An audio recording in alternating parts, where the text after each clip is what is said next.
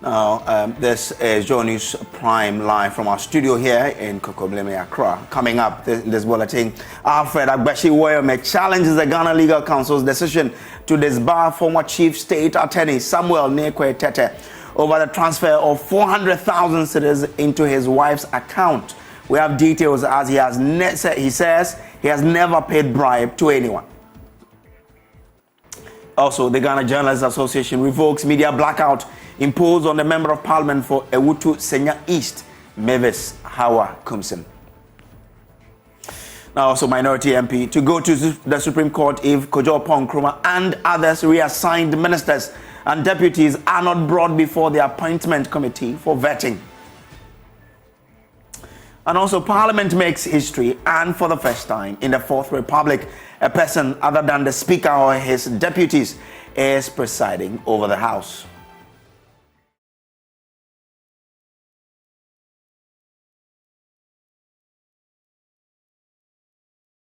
Now, the Ghana Journalists Association has revoked the media blackout it imposed on the Member of Parliament for Ewutu Senya East, Mavis Hawa Koomson. The decision was taken after the GJA and its media partners met on Friday to review the blackout imposed on the MP, who is also the Minister for Fisheries and Aquaculture Development. The imposition of blackout was meant to get justice for David Kobina, a morning show host on Cape FM, who was assaulted by thugs wearing branded t-shirt of the MP during the vetting of the new Patriotic Party parliamentary aspirant in the Central Region on January 4, 2024.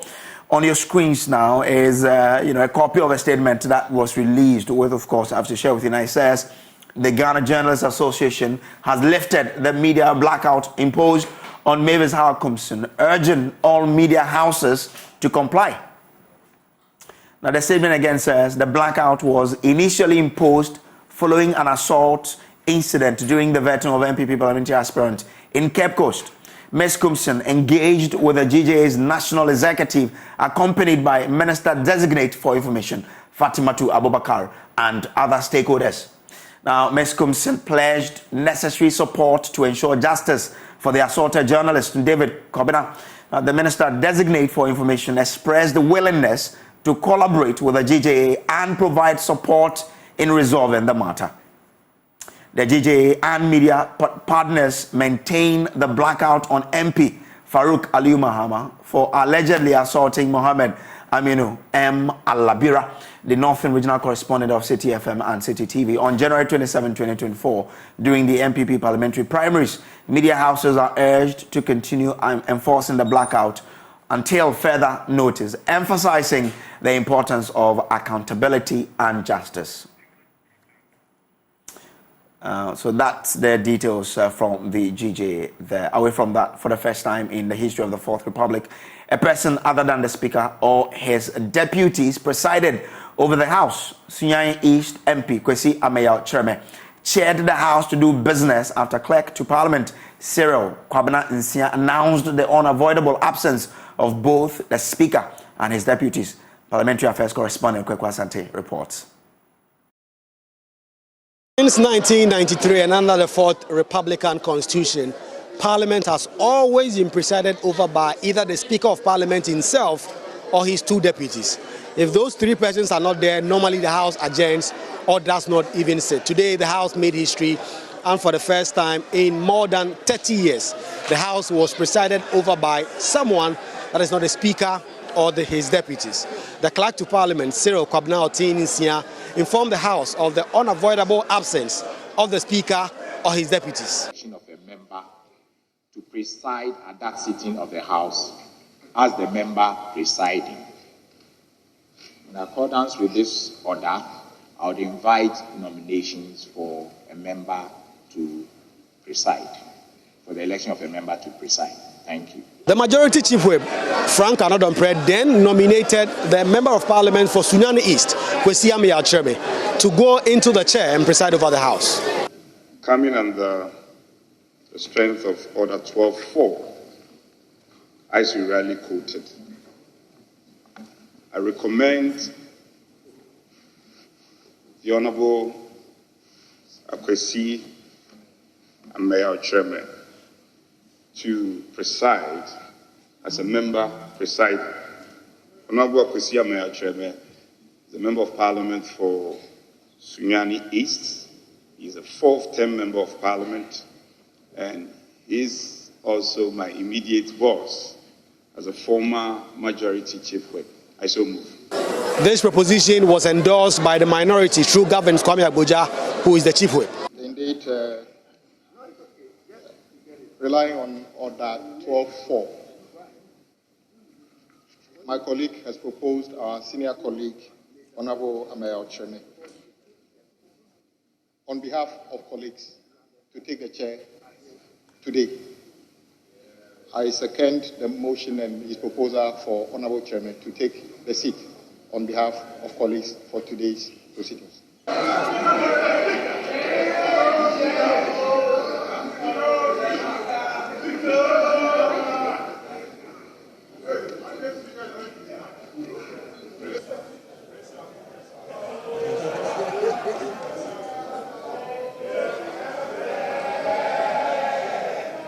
It is expected that next week the Speaker or his deputies will return and they will take over the chair.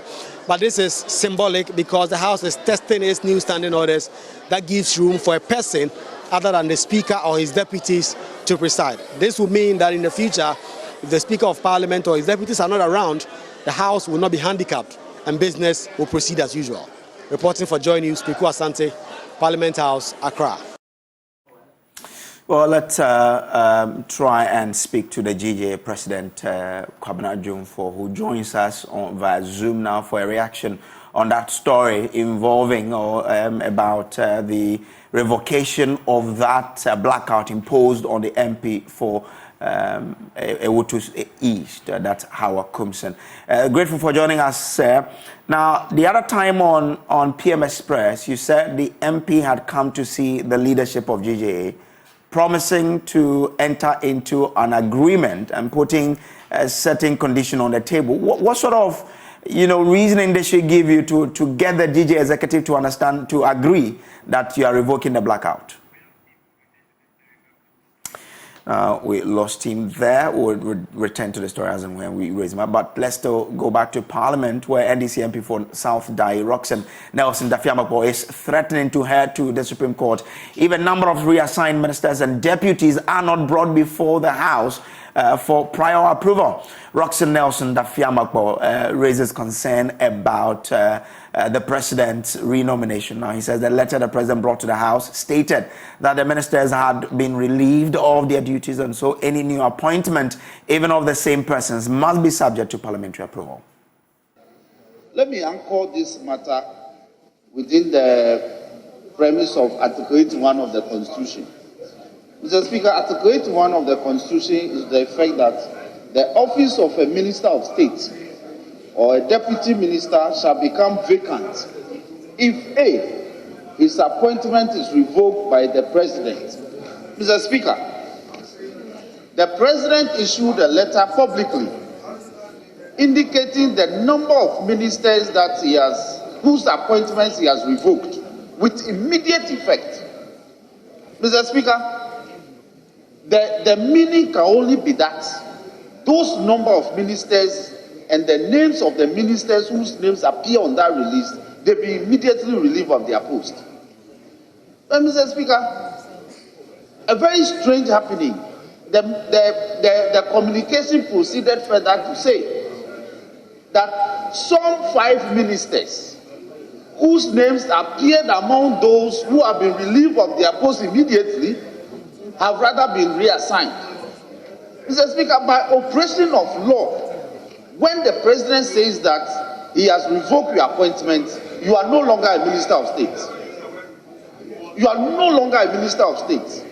And so there's no way the president can say that he is reassigning those persons.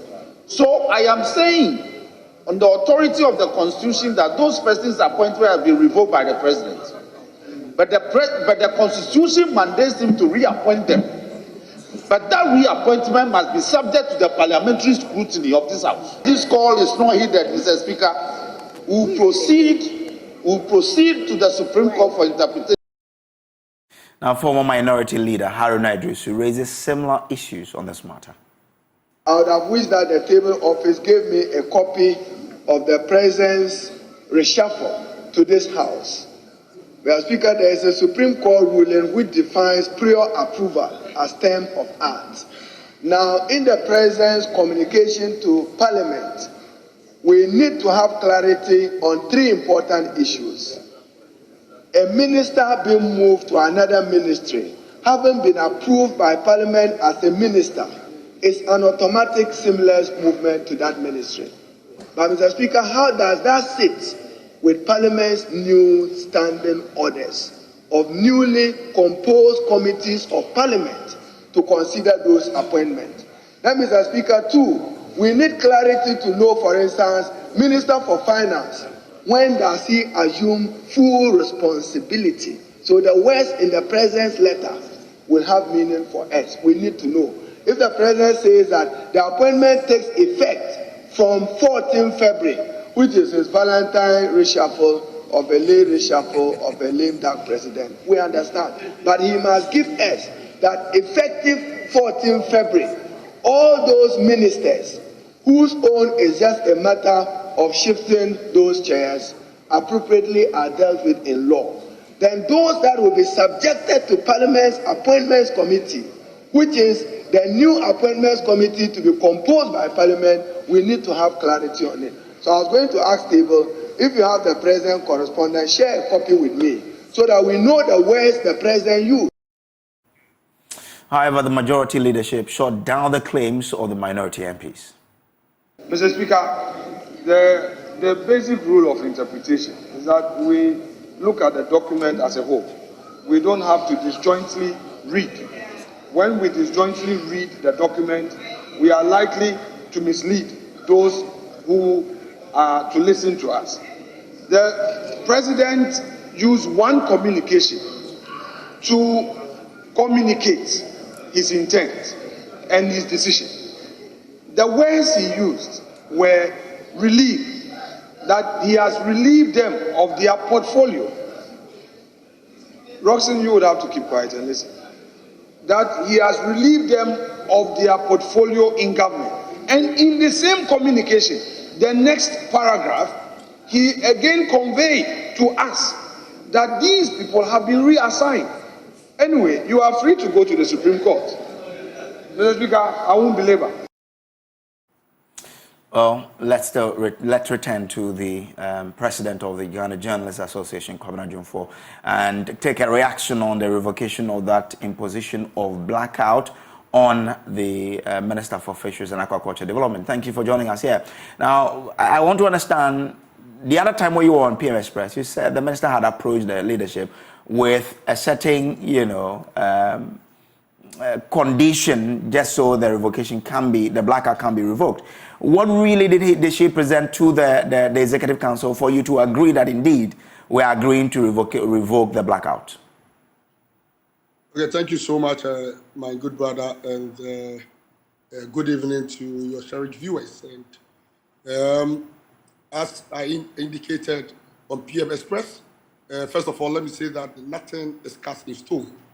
So, in our directive, in our call on our members, on our constituents to blacklist these ministers, we indicated that till further notice, it wasn't definite. And so we expected, there were some expectations, some demands of them. One of the things we demanded was that Honorable Hawa Koomson, whose tax or whose supporters, let me put it that way, or following, assaulted our brother David Kobina, and should do well to cooperate with the GJA or to help arrest those tax or perpetrators, to bring them to book or to face the full rigors of the law. This was what we expected of her. From the beginning, she was adamant. She wasn't ready to cooperate. She hasn't shown interest in the matter, and she was being effective. And we felt that that was in the posture of an honorable member, and that actually triggered the decision to go ahead to blacklist her. Now, I think that it is all because at the beginning, tensions were high, and I would say that there was some kind of egos or pride. But now, when tension is calm, when everything is calm, the dust is settled, and she feels that she should now cooperate with the GJA. So I mean, when she came to see you, what did she say? What presentation did she do for you to agree that, well, it's time for us to come down or tone down on our stance? Okay, but I think that in our last release or in our last presser, what we said that we indicated that she called us, she has reached out and has called for a truce, and in the telephone conversation, she promised that in the coming days she's going to meet with us. She's going to meet us with a team to look at how she will cooperate with us to actually help the police arrest the perpetrators and bring them to book. This she reiterated yesterday at our meeting. In fact, yesterday she was at the press center about 30 minutes past 1, and the meeting ended around 4, which is about 2.5 hours meeting. She was accompanied by the Minister of Information designate, and at the meeting she reiterated his readiness to cooperate with the GJA to get the perpetrators arrested. And then she also indicated that in the beginning, I think the debriefing she had from a team actually misled her to take that position, that posture. But were there timelines? Did she give any timeline to help you in apprehending the perpetrators of this act? ASAP, ASAP. You know, just as we did with the blacklisting, is the same thing we did. We didn't want to confine body in Tamla because we wanted it ASAP, which she promised. Speak to you now, due to this case, she's actually visiting constituency tomorrow, God willing, and in fact, in the interaction, we gave a number of reasons, a number of grounds, showing some images or pictures, and then to buttress our point, and the reason for taking that position. In fact, together with the Minister of Information, they were convinced that the GJA has a case, and that the GJA's call on our members was actually good ground. All right, Albert. I'm grateful to you for joining us. But again, just before I take a leave of you, did you make a presentation in similar manner by showing the Minister of Designate for Information the videos you have on Farouk's case? Did you show her those videos? Yesterday's meeting was not on Farouk. It was on our, and so we dealt with Hawa Koomson's case. Like I said, Hawa Koomson demonstrated good faith by in the first place fulfilling a promise to meet with the GJA, and again preparedness to collaborate. And she has assured us that we'll do everything within her capacity based on the videos and the pictures we showed to her and the evidence she has seen now to help us arrest the perpetrators. Albert, I'm grateful. I'm grateful, Mr. President, for joining us here. So Albert Kwamnajon is the president of GJA. Now to other stories. Alfred Agbesi is challenging the Ghana Legal Council's decision to debar former Chief State Attorney Samuel Nekwe Tete over the transfer of 400,000 cedis into his wife's account.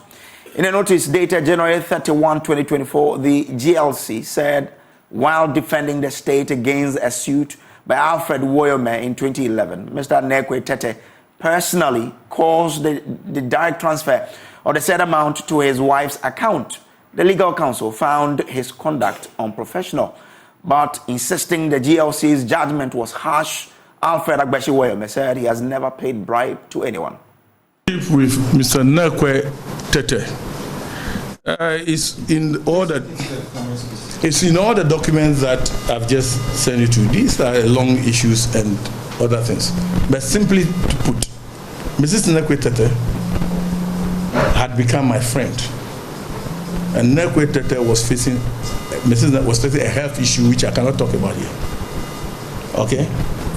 And for that reason, I did that. And nobody give bribe by asking the person, come to my bank open an account in my bank, and then the person come and open an account in your bank, and you transfer money from your own account into her account. Bribe is not done that way.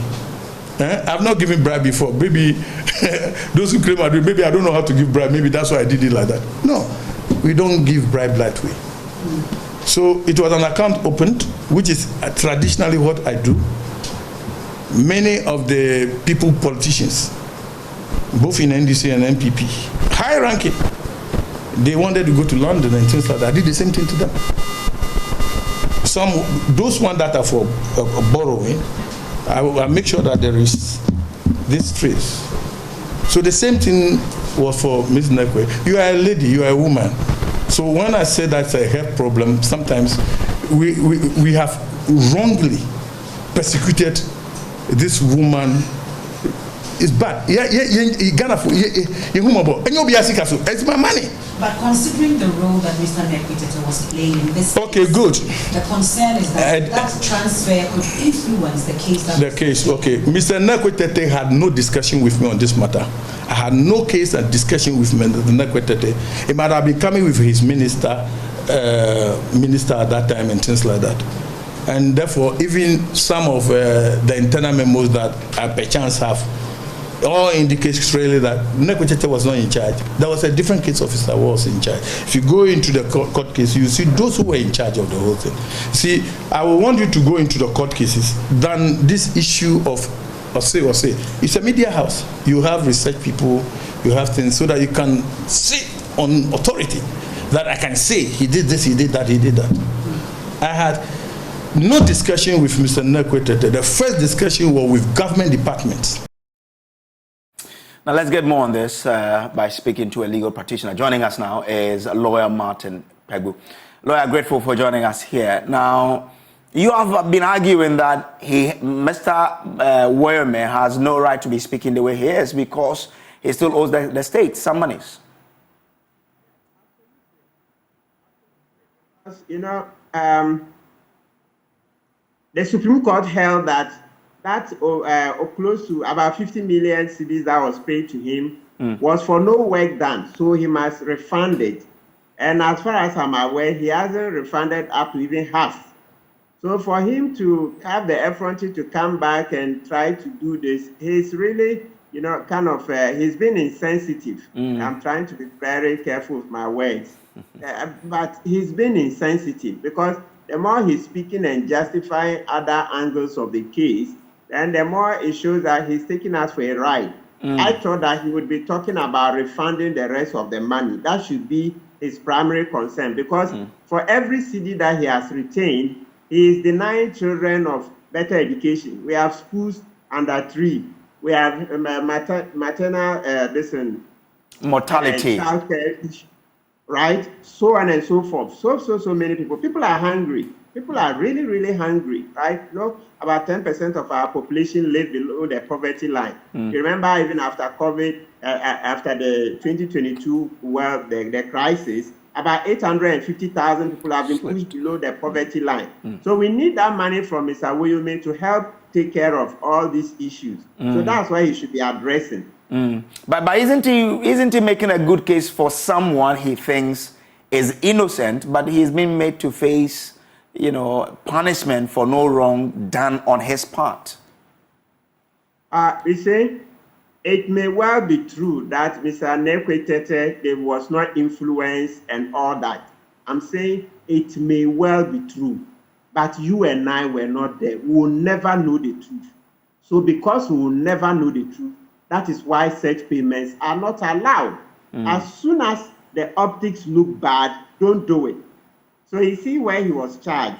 He was charged for bringing the dignity and the high standing of the profession into disrepute.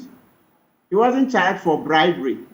No, because you know bribery, you have to prove that it was being done specifically to influence the man, right? That's to influence Nekwe. There was no such evidence. So the charge was under Regulation 2.2 of the LI 619. That's the old rules. We've since amended those rules.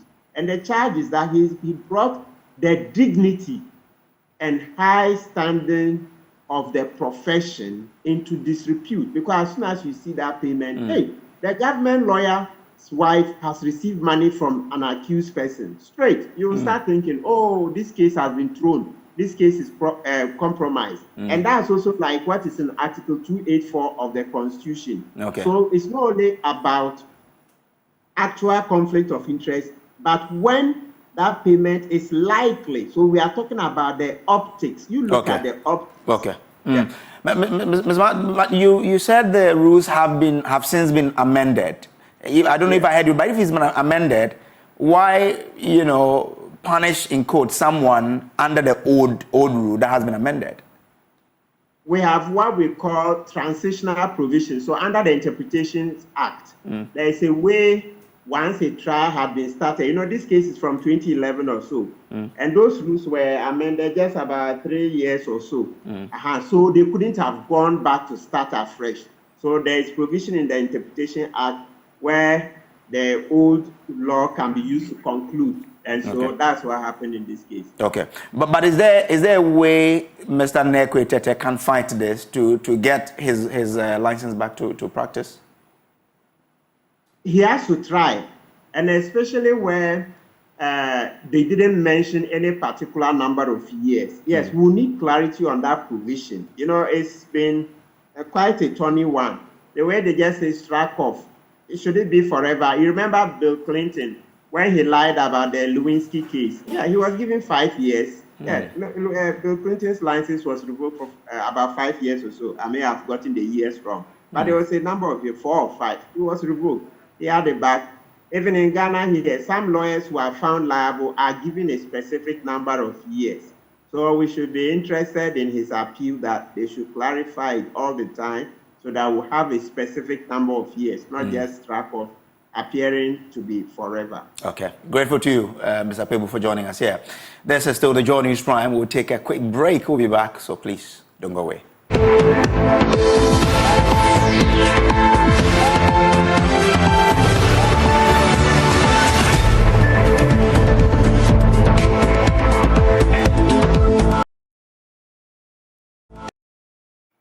Welcome back from the break. Now, the Chief Executive Officer of the Forestry Commission, John Alote, says government has released funds for payment of 4 months allowance owed personnel of the Youth in Afforestation Project. This is part of a 17-month allowance arrears owed to the personnel nationwide. Appearing before the Public Accounts Committee, the Commission also reviewed that they have begun scaling down the number of personnel due to a cut in funding from government. My colleague James Kwesi Aveji was at the committee sitting and found the following report. The Forestry Commission was among 3 other institutions who appeared before the Public Accounts Committee on Friday. The rest include the Lands Commission, the Ghana Integrated Iron and Steel Development Corporation, and the Ghana College of Physicians and Surgeons. Probing the infractions of the Forestry Commission, the committee sought clarification on the sharp decline in expenditure on the Youth in Afforestation program. The figures declined from 265 million cedis in 2020 to 177 million cedis in 2021. Director of Finance and Administration at the Forest Commission, Samuel Ode, said the decline is due to the Commission's decision to lay off some employees of the program. Most of the money didn't come to us. So does that mean that you didn't scale down the program? Now we are scaling, yes, from 2021 I started scaling down. I said some of the workers started getting jobs, but at the same time we are still owing them. We're still owing some of them. Those who were even in the system, we're still owing them because we've not had all the money at that time. Explaining further, the Chief Executive Officer of the Commission, John Alote, revealed to the Public Accounts Committee that government owes current workers and those who have been laid off 17 months in allowance payment. How much is their allowance? The allowance varies. I think some are paid 700. Come again. Some are paid 700 Ghana cedis. 700? Yes. Is that the minimum or the maximum? That's the maximum. And then the minimum is how much? 400. Okay. So from 400 to 700, that's what they receive a month. And government owed them 17 months. So if you are able to clear 3 months, 4 months, 4 months. Are you clearing 4 months or 3 months? 4. So 13 more months will still be in arrears. So Minister of Finance, unfortunately, the minister is no more. We only appeal to the new minister when he take over. Has taken over already. So, Honorable new Minister for Finance, if you are listening to us, kindly do something about this, our youth in afforestation. In the ongoing conversations about the exploration of some mineral resources in the Volta and Oti regions, Member of Parliament for Boem, Kofi Adams, raised concerns over the Ghana Integrated Iron and Steel Development Corporation's neglect of key stakeholders in the community engagement. I ask about your public engagement because I'm so much concerned about what you are doing in Central Kofi, Akpafu, and Jansikan areas. As MP for the area, I'm unaware that you are supposed to be doing any exploratory activities there, and especially for the Akpafu communities and the Bodada areas. It has resulted in all kinds of tension. I was never involved in any of the engagements as a member of Parliament for the area. The chiefs are complaining. So why is it the case that in that area this level of engagement was not done? I believe that you have seen notices in Central Kofi, Akpafu area that they don't want any exploration on notices all over. I believe you have seen with danger hanging on it. But Chief Executive Officer of the company, Kwabena Bonsu Fojo, disagrees. Honorable, I believe extensive community engagements were held and done by and all the areas around that area. All the chiefs, the inhabitants, the district assembly, all the stakeholders were invited, and we did very extensive publications in terms of radio announcements, in terms of getting vehicles to go around announcing, and I'm surprised that you weren't informed, because most of the members of Parliament for the areas were invited and consulted before we carried out the community engagements. Elsewhere, management of the Ghana College of Physicians and Surgeons told the committee that they have written to the Sierra Leonean High Commission to help trace the whereabouts of a foreign student who left behind a $10,000 unpaid school fees since 2011. The committee resumes sitting on Monday to hear the Ministry of Tourism and the Ghana Integrated Aluminium Development Corporation. James Kwesi report for Joy News. Now, utilize your international loans efficiently. That's the caution from the African Union's Development Agency, NEPAD, on Ghana's sovereign debt crisis. The West African country is currently grappling with its worst economic downturn, forcing the government of Ghana to sign on to a $3 billion austerity bailout with the International Monetary Fund. Given the current predicament of his country and others across Africa, President Akufo-Addo is leading a presidential dialogue on the margins of the African Union Summit in Addis Ababa, Ethiopia, to push for reforms in development financing.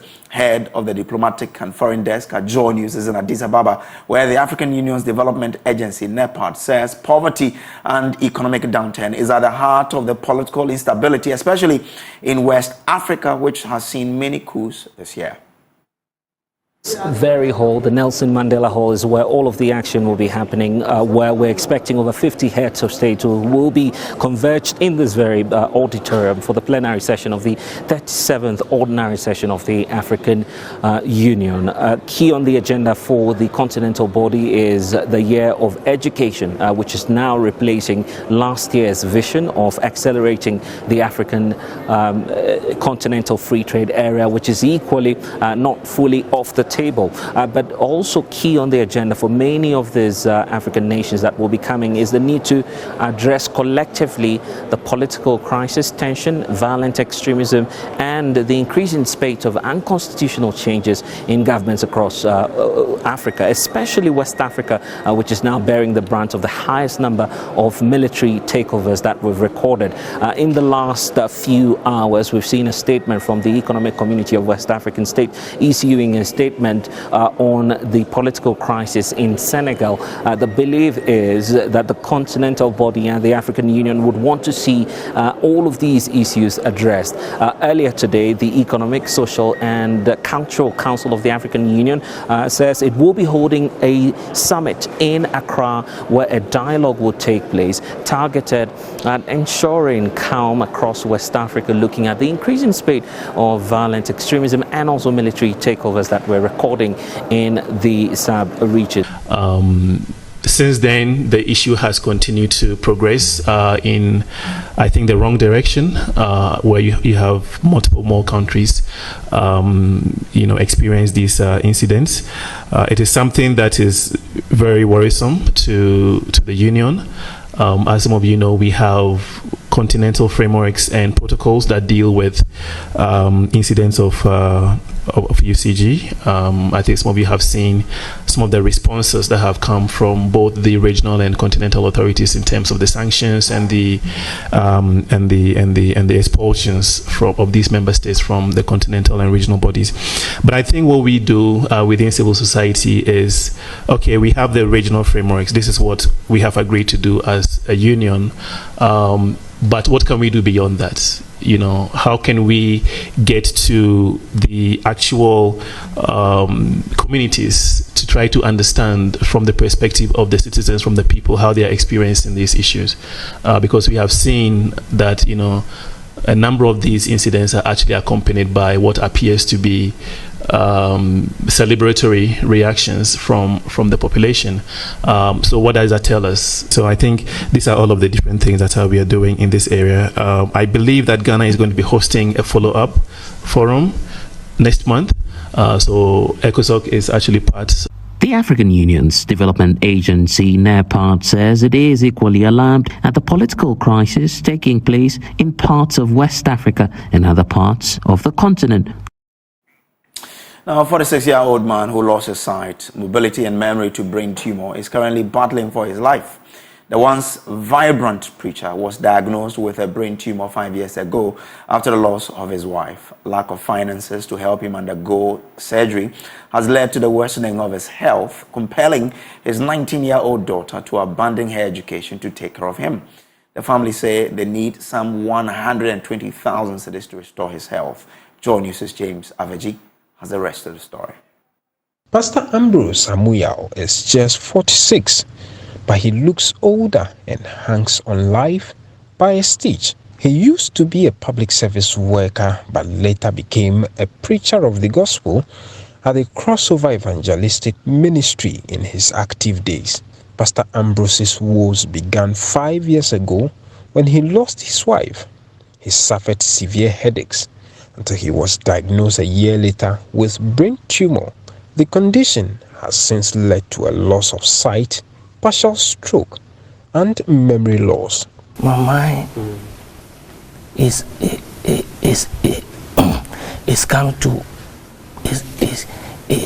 I remember some of the things that. In our conversation, he struggles to recollect anything from the past. Only two things are printed on his failing memory: his late wife and his only daughter, Vanessa. Master, it is well. I heard a voice. You recollect her voice, the things she used to say. I recollect the voice of my wife. Recollect. Pastor Ambrose was nearly brought to tears when I asked him about his daughter. He said he had plans for her.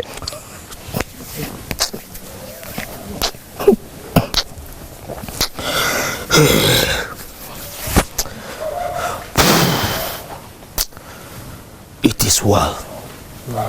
It is well. When I say it is well, it is something that I've developed for a long time ago, that it is well. What were your wishes for her? Abba, Professor. Professor. I wanted to promote her to professor level. Professor level. Professor level. He will go. She will go. She will go to that level of my thinking. Just like his failing health, his hope is fading fast by the day. His daughter, 19-year-old Vanessa, who completed senior high school 2 years ago, says she had no choice than to shelve her aspirations and take care of her father. Finishing school, I wasn't told that he was sick because I was preparing for my final year exam. So when I got back, I realized he was sick and I had to stay home to take care of him since there was no one to do that.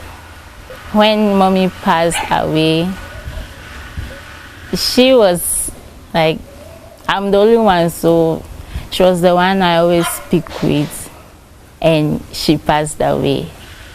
Well, I didn't lose hope because I knew that he was around. Then a year later, he also was diagnosed of a brain tumor. And he can't see, he can't even speak fluently with you, and always lonely in the house, and it became miserable for me. I'm sometimes tempted to question God because he's his servant, and why did he look to see him go through this, knowing he's the only one I have? I sometimes cry also, but it is well. It is well. She says she had wanted to be an embryologist to help people have babies of their own. I love children. I love to see people with... I never had a sibling, so I would love to help people. I would love to create babies for people. Yes. Vanessa's effort to help her dad doesn't seem enough because time is running out on him.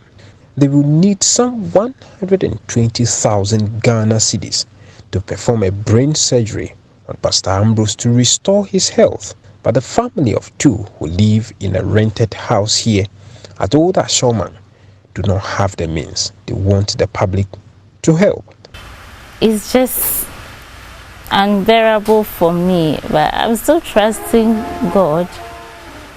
God is able to do everything. What men think is impossible is what is possible to God.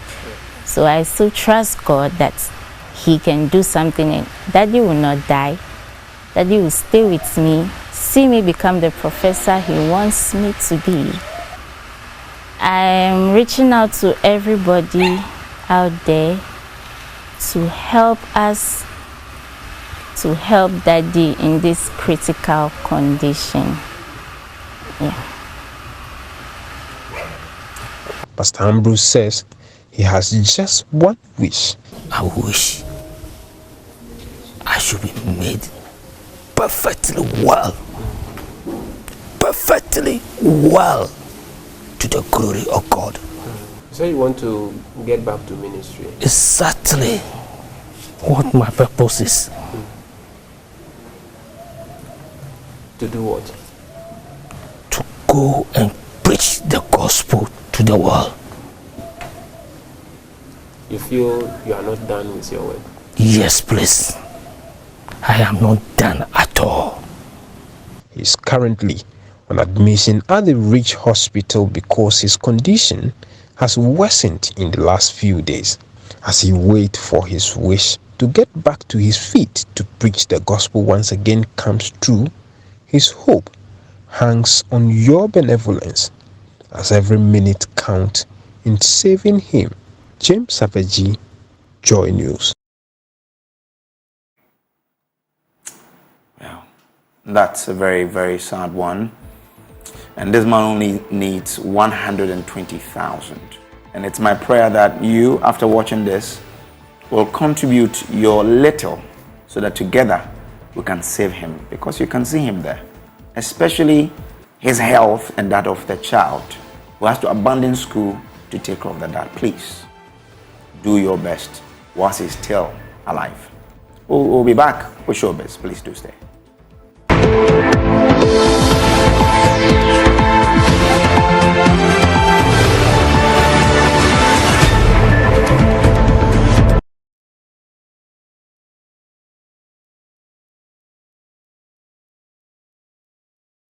All right, welcome back. Let's do Showbiz now. And Becky is here. Becky, hi. How are you doing? I'm all right. How you doing? I'm well. We have some friends who are following us from Bronx. Okay, Bronx in the U.S. Yeah, your place, you know. So Kelly, Kelly and the wife Mary and their family are watching us now. They just took a video of it. Oh, that's right. Okay, so that's nice. And then you have a fan in Takrade. Okay, I have a lot of fun. Yeah, but this one likes you a lot. Okay. Because he follows you too much. Let's give him the news. Yeah, he's the business development manager for Hantamara Bank. Okay. Rashid Abrobra. Rashid, there's something happening in let me tell you about it. Because Vice President Dr. Mahmoud Bawumia and Hollywood actor Idris Elba recently had a meeting to discuss ways to expand the creative arts economy in Africa. In a post on Facebook, Dr. Bawumia, in a conversation, included ways to finance Ghana's creative arts industry and devising strategies to integrate it into the worldwide financial ecosystem. He wrote, many African industry players are locked out of the global payment ecosystem, and we therefore discussed the proposed implementation of a new system leveraging blockchain technology to assist them and ensure that they get paid for their music and arts no matter where in the world it gets used commercially. This is not the first time the British actor has met a statement to discuss Ghana's creative arts industry. In February 2023, Idris Elba, in a conversation with President Akufo-Addo during a visit to the Jubilee House, announced that he and his partners have undertaken some groundwork aimed at facilitating the building of a film studio in Ghana and across West Africa. The actor explained that although so much can be achieved in the film industry in Africa, facilities are lacking. Hence, Idris Elba was convinced that the project, when completed, will be robust and competitive to attract filmmakers to choose Ghana for their production. So that's it about Idris meeting the vice president of the country. Also still on the movie industry, Akofa Ejiani is saying that all they need is funding, and you can get them anything that they want, but funding is all they need to get the industry back on its feet. Most of the problems boil down to finances. The money is not there for producers to produce, the good ones. So there are a few producers producing out of their own pockets. I think the last time I produced something was almost 12 years ago, or about 12 years ago. You know, I don't want to go there, but it's that long. Yeah. Because there's no place that you can source for funding. And you know that in the industry, it's capital intensive to do good work. So in other places, no. Yeah. They even have funding for research, for writing the scripts. You can source for funding to even write the script. Here, there's nothing like that. You can't source for funding to produce. There are a lot of streaming platforms around. What we need is funding. How would you get the production done for you to stream in the first place? The first thing we need is funding. The second thing is funding. The third thing is funding. Yes. Once you have the funding, the streaming platform, you can get them. So there you go, Ikiani, there on funding of the Ghana's movie industry. I think what we need as an industry is funding. Music is funding. Yeah. We need places to have our concerts. We just. I mean, the arts itself is all about money. Yeah. And so, I side with what she's saying. But let's update our playlist and talk about Black Sheriff's new record. He says that he calls it Zero, and he's featuring one lady. So that's a new one from Black Sheriff. Where is Black Sheriff? I don't know why I'm asking you. But from the video... Have you heard from... I haven't really heard... From the video, it looks like he's out there. He's outside doing his... thing. So, good to see you, Black Sheriff. Keep it coming. Eno Baroni actually also has one out called Good Enough. Or Not Good Enough. The video is out there. I'm not too sure about... the guns that she had shooting somebody because the person is cheating on you. That's why I didn't play it on TV, because I don't really know what she's trying to say. What shall I render? Go on myjoyonline.com and follow all our social media platforms. We're so grateful that you had us in your homes the whole of this week. We will come back next week, Lord willing, to do this all over again. You want to sing that song?